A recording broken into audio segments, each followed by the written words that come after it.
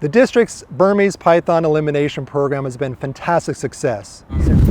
She's 17-1 right now, 132 pounds, and we're gonna find a 20-footer tonight. Since March of 2017, our hunters have removed over 750 Burmese pythons from the wild. Dusty Crumb, the wild man, python hunter.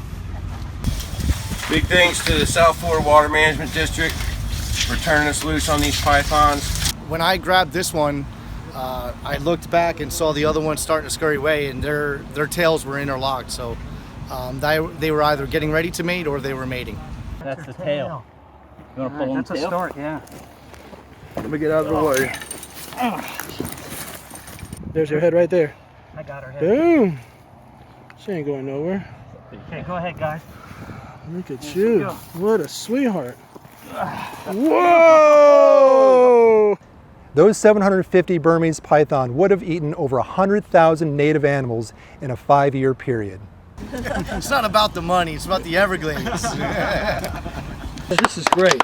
The main thing is that we bring visibility to the invasive species that's harming our Everglades. Yes, sir, absolutely. We're working hard to get money for the water to build the projects out, but we need to get the pythons out of here too.